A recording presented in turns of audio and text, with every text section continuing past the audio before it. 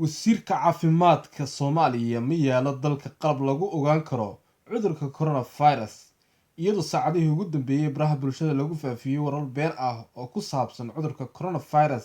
ayay wasaaradda caafimaadka Soomaaliya sheegtay inuusan dalka oolin qalab lagu ogaan karo cudurka coronavirus. wasiir ku-xigeenka wasaaradda caafimaadka xukuumadda Soomaaliya Maxamed Saciid Cabdilaahi ayaa sheegay inay been abuur yihiin wararka ku saabsan in qof Soomaali ah oo ku sugan Muqdisho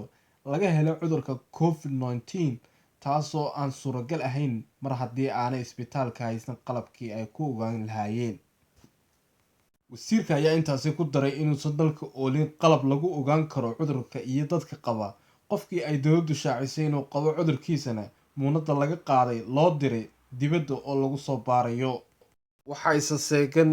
madaxda Soomaaliyeed ee ku dhawaaqaya qof Soomaaliyeed in laga helay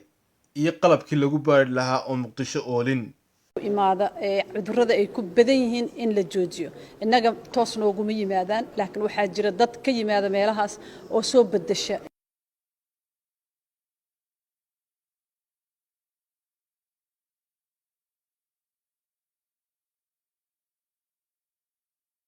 controlan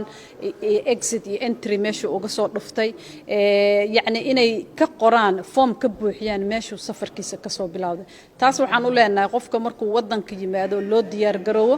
in la geeyo meesha lagu karantiinayo lagu hayna ilaa 14 beri.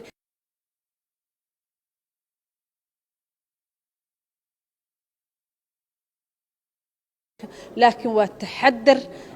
in dadkaas gooni loo haayo ilaa iyo intii laga ogaanayo inay fiican yihiin oo cudurka aysan qabin in la haayo waajib ay tahay kadibna lagu deeyo. waxyaalaha kale oo aan ka walwalayna aada waxay tahay in safaradan waxa u badan shaqo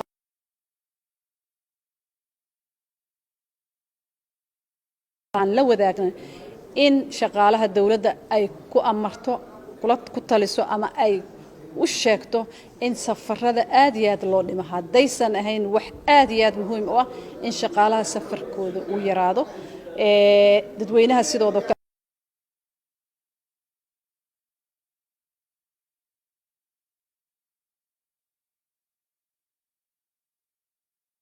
kale nadaafadda in meelo dad badan ay joogaan aan lagu kulmin, in la is dhowro, diyaaradaha naftirkooda dadka ay keenayaan aan ogaano, dad wadamadaas ka yimid haddii jiraan inaan meel ku xakam